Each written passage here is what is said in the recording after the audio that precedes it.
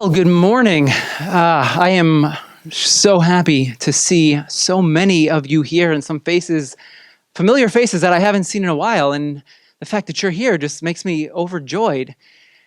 I was thinking about it this week. This is, we've been doing Awaken now for, my goodness, like 15 years. So it's my 15th Easter resurrection sermon. And the thing about it, if you're a pastor, everyone knows what you're going to talk about, resurrection. How do you talk about it in a different way? How do you talk about it in a way that you didn't talk about last year or 5 years or 15 years before? I kind of did a review over some of my past Easter sermons, and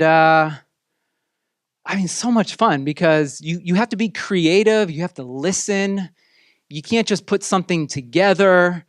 You really need to listen to, for me, what your life is speaking and how resurrection is meeting you in a different place now than how I met resurrection 10, 15 years ago and all throughout. And I'll say this about this particular sermon. This is my most personal Easter resurrection sermon that I've ever given. Not that the other ones weren't, but you get a little bit older, you go through more things in life, and resurrection has a little different feel than it did when you first started out, when you were like late 20s, and you had all this energy, all this fire, and the fire's still there, but it's shifted a bit. And what you'll discover what I'm talking about as we walk through this sermon together. I couldn't go to bed last night though because I was just so excited about today, about this sermon, and the opportunity, because it's always a gift. You never know how long you're going to have something, and the opportunity that you have, the invitation that you have to get up in front of however many people are here and to talk about how your life has been changed, transformed. I never take that for granted.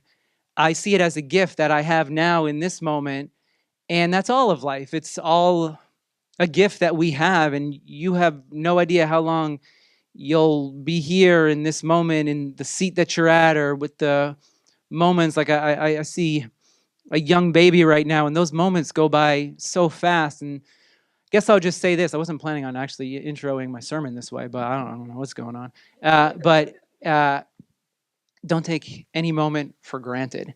And I think resurrection does point to that truth, that God is present in every moment, and every moment is filled with beauty, no matter how difficult it might be in the moment. And I had about 5 different sermon titles for today's sermon. They changed all throughout the week. I had a sermon title last night as I was going to bed. I called it, I told it to Steph, and she's like, whoa, okay, you're just like going for it. I was calling it The Apocalypse of Resurrection.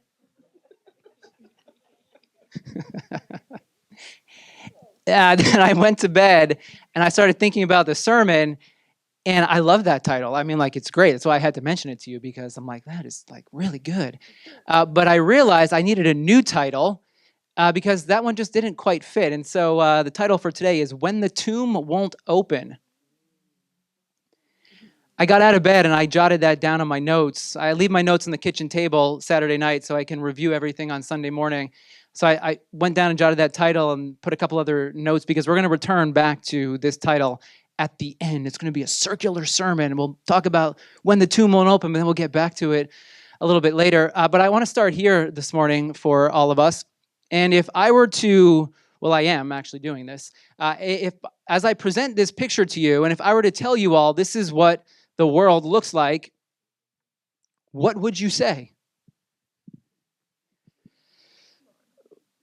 Most of you, probably not all of you, most of you would be like, hey, Dave, the earth is not flat. I know there's probably a handful of you who are like, Dave, the earth is flat. Don't tell everyone that it's not. I actually had a conversation with someone about 6 months ago. He was trying to convince me that the world was flat.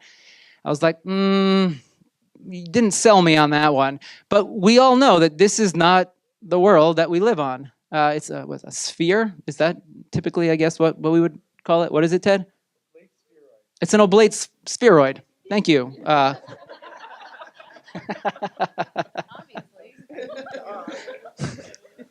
What did you learn in church this morning?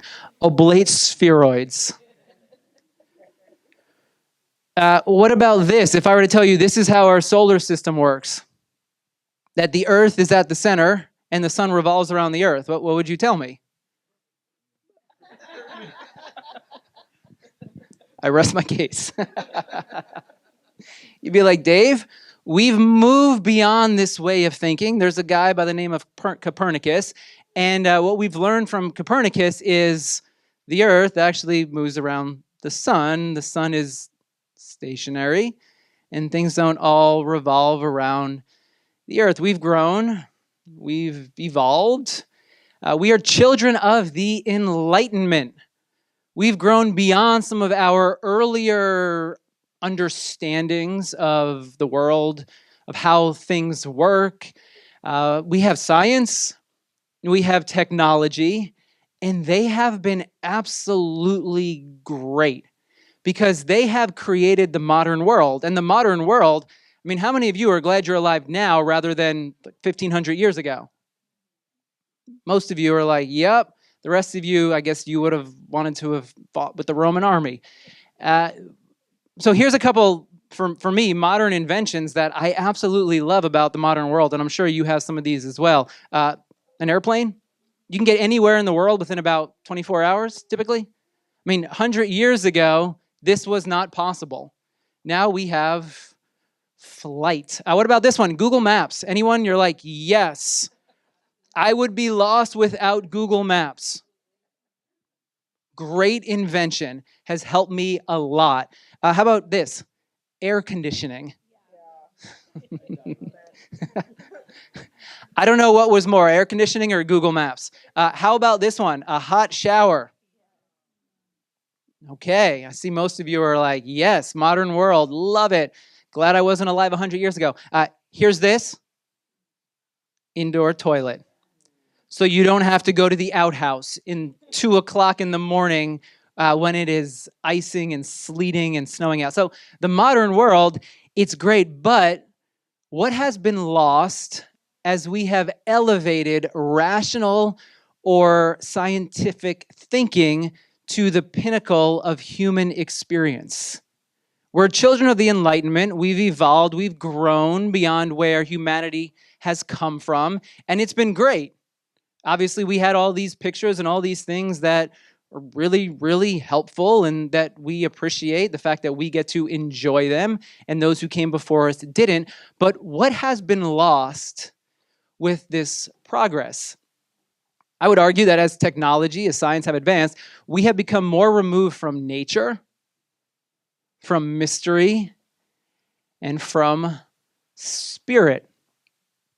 How many of you take the time to sit there, besides Mary, because she's always posting these on her Instagram account, but when was the last time, besides Mary, she doesn't factor into this equation, when was the last time that you just sat in the beauty of a sunset?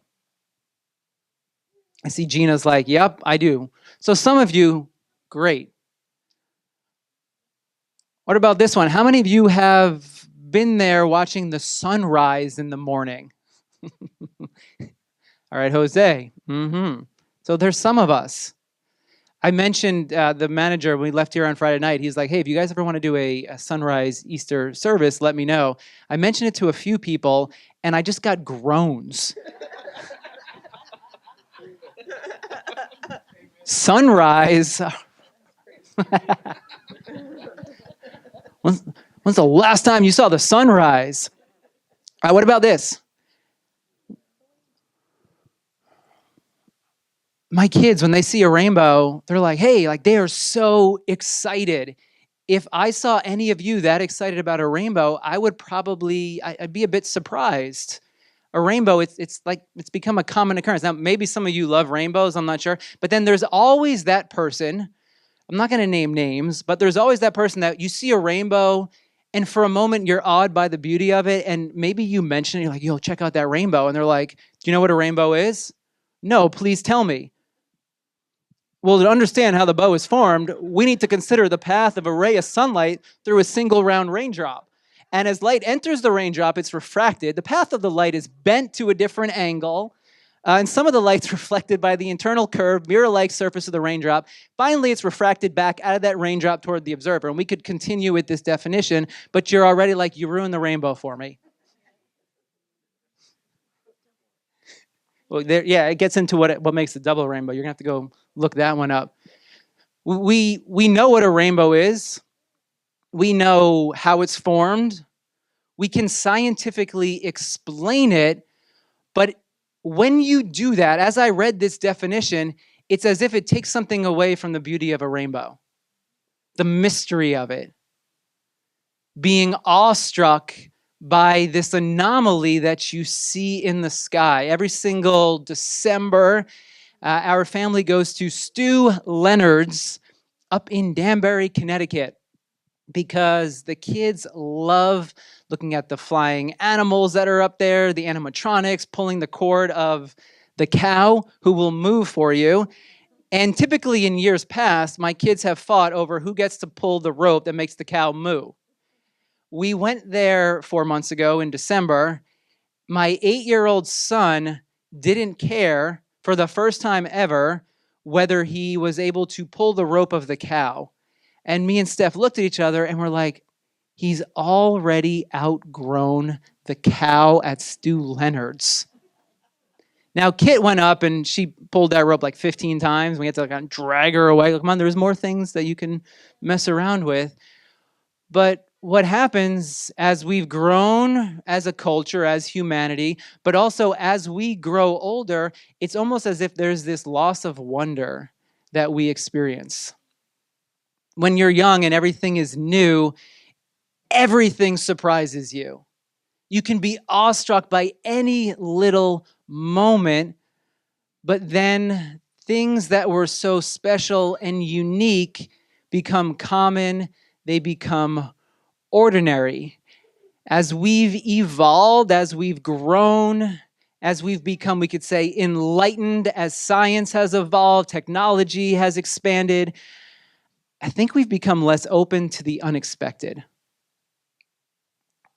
And we are less filled with awe over things that those who came before us would have just sat in absolute wonder and amazement. And here's one of the things that I've realized, maybe you've noticed this about the culture that we live in, but it's almost as if cynicism, boredom, anxiety, depression are just off the charts. And I could give you the numbers to show how anxiety has increased over the years, especially with the advent of social media. Depression is much higher now than it was 5, 10, 25 years ago. But there's something about our culture that's quite cynical. Have you noticed this? It's that we're not expecting to be wowed, to be blown away. We've seen it all. We've been there. We've gone up to the moon. I was thinking about this one too. Anyone who was alive when Neil Armstrong went to the moon? There's a few of us in here. Did you watch that moon launch? Now, how many of you watched Artemis 2 that launched? How many of you watched that? Whoa, okay, great. I am shocked by that. I was wondering if there'd be more people back then than now. So, okay, the fact that we're still going to the moon still wows us is a great thing. But it's almost as if there's this undercurrent of cynicism and boredom that exists throughout our culture. And the question I want to ask this morning is, well, what happens to religion in a world that is void of wonder and expectation? What happens to our sense of who God is and how God meets us when we live in a culture that is dominated by cynicism and by lack of expectation for something to blow us away and surprise us? And I want to look at the story of the Apostle Paul, because I think his story, his trajectory can help us answer that question about what religion looks like in a world void of wonder and awe. Here's Philippians chapter 3. Paul is writing to the church at Philippi. He says, if someone else thinks they have reasons to put confidence in the flesh, well, I have more. circumcised on the 8th day, of the people of Israel, of the tribe of Benjamin. I was a Hebrew of Hebrews. I wasn't just a Hebrew. I was a Hebrew of Hebrews. In regard to the law, well, I was a Pharisee. I knew it all. I was a teacher of the law. I had all the answers. As for zeal, well, persecuting the church. As for righteousness based on the law, faultless.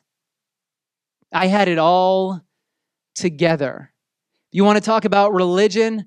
I was the best of the best. If anyone wants to rival me, I guarantee you, if we're going to throw down religion in a ring, I am going to come out on the top. Here he is in his letter, the Galatians. You have heard of my previous way of life in Judaism, how intensely I persecuted the church of God and I tried to destroy it. I was advancing in Judaism beyond many of my own age. I was the cream of the crop. I was the top of the class. I was the valedictorian. I was extremely zealous for the traditions of my fathers. What Paul, or Saul before he became Paul, what he says is, I had my degree in religion. I had my credentials. I was leading others. I was teaching others. I had God all figured out. And I wanted to make sure that others knew about the God that I had figured out. And so I want to pass on all of my beliefs, my knowledge to other people. Yet for Paul, before his transformation, God was simply an idea. I knew the answers. I went to religious school. I was a Pharisee. You could come to me with any question, and I'd be able to give you the answer to that question. God was a concept. God was an intellectual belief. And he mentions persecuting the church. In the normal human defense response, Paul thought that God was a being to be defended with violence. I persecuted all those who didn't believe the way that I believed because they were wrong, and I was going to let them know how wrong they were, and I would wipe out anyone that disagreed with my credentials and my idea of who God was. Think about Jesus. How did Jesus defend God? By dying on a cross. Through love, not violence. Now, what is it that changed for Paul? Because we know that that was his earlier life, his former life, but then what happened? What happened in his life that there was such a big transformation? In order to answer that question, we have to look at these two Greek words, apocalypse, which is the word you were all waiting for when I mentioned that title, and gnosko. Those two scripture verses that we just looked at, let's continue what he says in Galatians. When God, who set me apart from my mother's womb and called me by his grace, was pleased to, you see that word right there that I capitalized for us. What's the word? God was pleased to reveal his son. Reveal comes from the Greek word apocalypse, which means obviously to reveal, but it means to unveil. It means to see something different. Paul had one way of seeing, but then he had an experience. He had an apocalyptic moment, we could call it, where it's as if the veil was lifted. He had been walking one path, one direction. He had all these ideas, concepts. Remember, he had his degree. He was the top of the top. He was a teacher of the law. He knew God in his head, but then something shifted. There was an apocalyptic moment, and he now began to see God differently.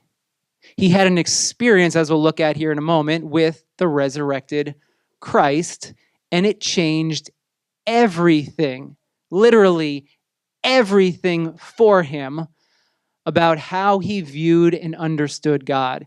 Here we are in Philippians. Whatever were gains to me, whatever I had, all my credentials, the things that were important to me, my titles, the honor that was given to me, whatever were gains, well, I now consider them loss. I mean, this is someone who has had his entire life transformed. What is more, I consider everything a loss because of the surpassing worth of, what's that word? Knowing Christ Jesus, my Lord. You know what this implies? He did not know Christ before this moment that he had. He knew about God and how God worked, but it was all up here in his head. It was a concept. It was an idea. And he thought the thing that he was supposed to do was transfer that knowledge to others. But then this word know is the word gnosko, and it means to know through experience. One of my favorite Greek words. Gnosko means first-hand experience. If someone goes on a trip, if someone goes somewhere and they tell you about their experience, that is second-hand experience. Someone is telling you what they have gone through, what they've experienced, but you don't have first-hand knowledge of the thing that they're talking about. And sometimes it can be that way with God. Others can pass on their information, their experience with God, and it's helpful. It helps us make sense of our experience with God. But yet, then there's something different. There's another layer when you have your own experience with God. Something that changes and transforms you. Apocalypse, the unveiling, seeing things differently. Gnosko, actually knowing, having first-hand experience. Paul then saw God, Jesus, the world, himself, through a different lens because of a real, tangible experience he had with the resurrected Christ. My belief is that you're all here this morning because you want that experience for yourself. You don't want to hear a sermon about God. You don't want to hear some information. You don't even want someone trying to intellectually prove to you that the resurrection happened. And there's lots of different reasons why people will say the resurrection happened. But truthfully, what you really want, what you're after, is you want your own first-hand experience with the resurrected Christ. You don't want ideas. You don't want a concept. You don't want beliefs in your head. You want something that will actually change and transform your life. Something that when life is difficult, when you're really going through it, it's not an idea that can crumble and fracture, but rather it's an experience that you're carrying throughout your entire body. And that experience with the resurrected Christ is something that you can keep going back to again and again whenever life gets hard and it feels as if you want to give up. Now, how is it that Paul put himself in such a position to have this experience? What did Paul do? Was he at a prayer meeting? Did he go to church? What did he do to put himself in such a position? Nothing. He didn't. He was simply going to work. He was going to persecute followers of Jesus, which was his job at the time. He was living his ordinary life, and then God, or the resurrected Christ, met him in that moment. Here we are, Acts 9. Saul was still breathing out murderous threats against the Lord's disciples. He went to the high priest and he asked him for letters to the synagogues in Damascus, so if he found any there who belonged to the way, he might take them as prisoners to Jerusalem. Paul was going to persecute followers of Jesus. He was doing the very opposite of what you would think someone would be doing when Jesus came to meet him. As he neared Damascus on his journey, suddenly a light from heaven flashed around him. He fell to the ground. He heard a voice say, "Saul, Saul, why do you persecute me?" "Well, who are you, Lord?" Saul asked. "I am Jesus, whom you are persecuting." Now get up and go into the city. You will be told there what you must do." Well, the men traveling with Saul stood there speechless. They heard the sound. They didn't see anyone. Saul got up from the ground, but when he opened his eyes, he could see nothing. So they led him by the hand into Damascus. 3 days he was blind. He didn't eat or drink anything. Paul was on his way to work. This encounter, this experience he had with the resurrected Christ was an act of grace. Jesus coming to him in the midst of his normal life, even in the midst of a man who is doing everything he possibly can to oppose Jesus and make sure that others didn't follow this resurrected Savior. And what we have in this act of grace is a moment of complete and utter loss for Paul. He lost his certainty. He knew what he was doing. He was focused. He uses that word zeal. He was zealous. He had passion. He had fire. Now that had been ripped from him. He lost his job. He was working for the high priest, going to persecute Christians. Well, now that job is taken from him because now he's actually become a Christian.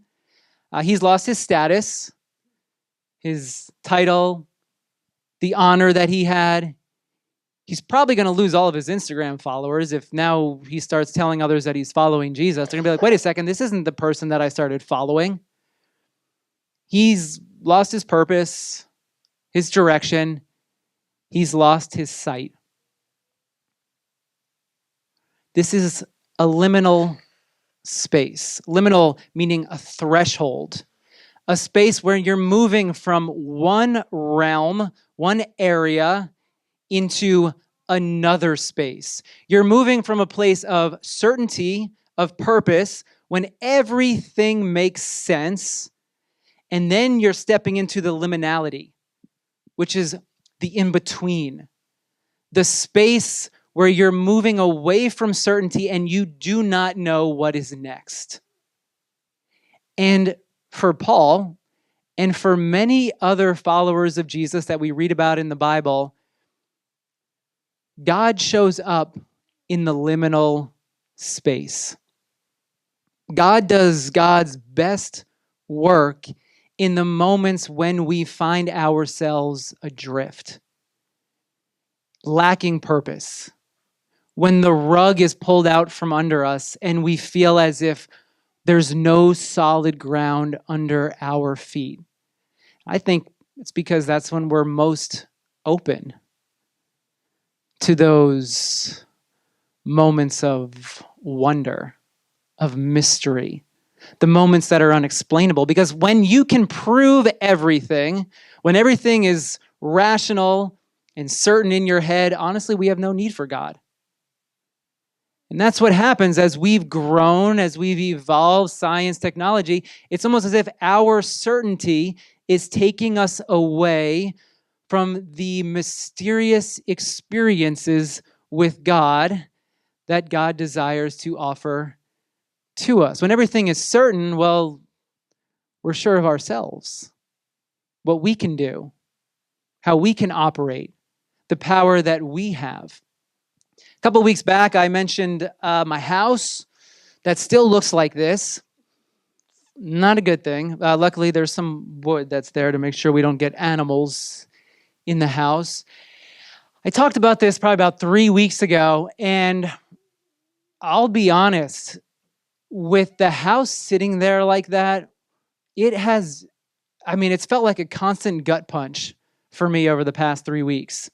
We're dealing with crazy issues with our house, but many of you know that my wife, Stephanie's been dealing with chronic health issues, respiratory issues for a while, and there's no answers for what we're going through, what she's experiencing, which is very difficult. So we have that. We have the house going on. The kids got the flu this week. So it's been one of those weeks where you don't want, if you're a pastor, You don't want a week, you don't want a month like that leading up to resurrection, because resurrection's like, yeah, let's go. And I just haven't felt like giving a resurrection sermon. There were many times where I'm like, okay, can I call Sammy and be like, dude, you're up. You're up. It's your chance. I'm passing the torch. Because it hasn't really felt resurrection-y in my life over the past couple of weeks. And so it's hard to put a sermon together speaking about the power of resurrection when you feel anything but that. You feel the complete opposite. Honestly, it feels like I'm right here in the tomb, and that's even too much light coming into the tomb. But as I started thinking about it, and I realized that it's in that moment. I mean, resurrection took place in a dark tomb. Resurrection takes place in the dark. If you're in the light, if everything is going well, you have no need for resurrection. When life is grand and you have it all together and your life is working and it's flowing, well, what need do you have for God? Do you need to have an encounter with the resurrected Christ? Because it's almost as if you can open that tomb yourself. You're like, yeah, look at me. Muscles, I went to the gym. I can just open this tomb up. And there's no need for the power of resurrection in your life. But here's the truth about the human experience. In this life, you will experience the darkness of the tomb. Your heart will break. You'll suffer emotional pain worse than any amount of physical pain that you could go through. You'll undergo loss. You'll feel directionless, adrift, lost at sea. You'll be betrayed. You'll lose clarity of what once felt so certain. This is the promise of being human. This is what you signed up for when you were born. It happens to all of us. I happen to be in one of those moments myself right now.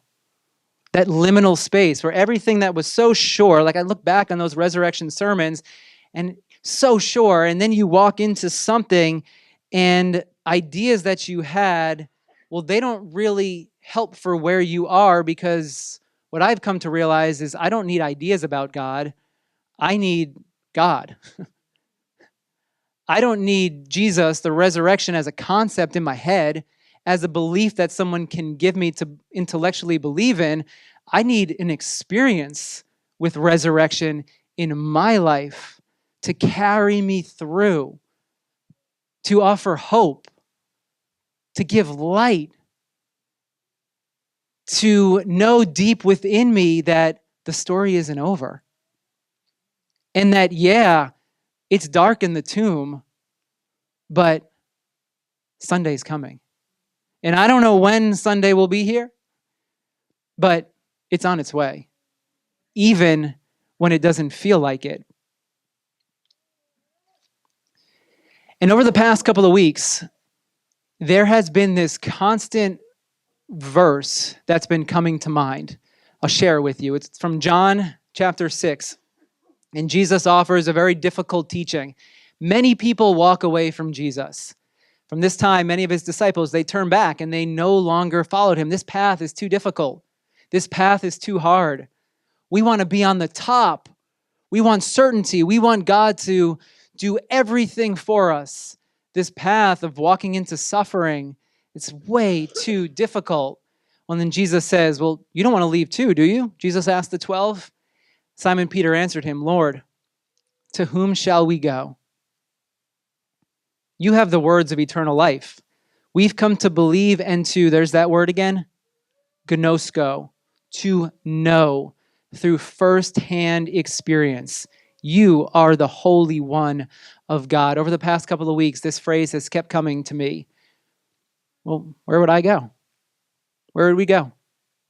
In those moments when I just wanted to give up, and it's like that, I'm out of here, moving to, I don't know, I was going to say Wisconsin, but Ted might get offended. Saskatchewan? You ever feel like that? You just want to leave your life? We're going to sell it all, we're going to move, and I can start again with the Eskimos. But then this idea kept coming, well, where would I go? Where would I go? Because I've had experiences with the resurrected Christ. I've had these moments in my life that no one can take from me, that I know, not in my head, but in my heart and in my entire being. And it's those past experiences that keep me holding on, that keep me taking the next step and the next step. I don't know what your life looks like. I don't know if you're going through a season of difficulty. I don't know if it feels like everything's crumbling around you. But I do know this: you will make it through. See, for me, I've had many moments in life where it just felt like the world was falling apart around me. And I'm here. I'm still here. And there's still joy in my heart. And I have peace, maybe not as much as I've had before, but the peace is there, and there's light coming through the tomb. I can see it.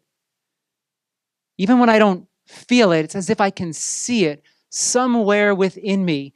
And it's those past experiences where God has carried me through that keep me moving forward and saying, where would I go? I've been here before, and Christ has carried me through it. And the power of resurrection will carry me through this moment, just as it did before. I don't know how. I don't know where that next step out of that liminal space will take me. I have no idea, but that's part of the fun. It's part of the wonder. That's part of the journey. See, for me, and I think for Paul, and the thing that you, I believe, want is you don't want God to be an idea. You want God to be a presence. You don't want God to be a theology. You want God to be love. And to shower you with a love that you can feel. You don't want an intellectual belief about resurrection, about Jesus being raised from the tomb. You want a deep knowing within your heart. A deep truth that you can't necessarily prove in a lab, but a truth that no one can take away from you. You want a presence that will sustain you in life's darkest moments. A presence that is with you even in death. A presence that whispers, you're going to make it through. There's a new life around the corner. And hope is with you. The tomb is empty. So as we've grown, we've evolved, we've become more rational, sometimes we lose our need for resurrection because we think we can move the stone ourselves. The invitation today is to be present to your needs. To not try to raise up the power within yourself to break that tomb open, but to trust the power of the Spirit that can move those stones, that can bring new life to the darkest, bleakest situations that anyone can experience. So may you open your heart and realize that even in the moments of uncertainty and loss, it's when God does God's best work. So may you open yourself up to the power of resurrection wherever you find yourself this morning.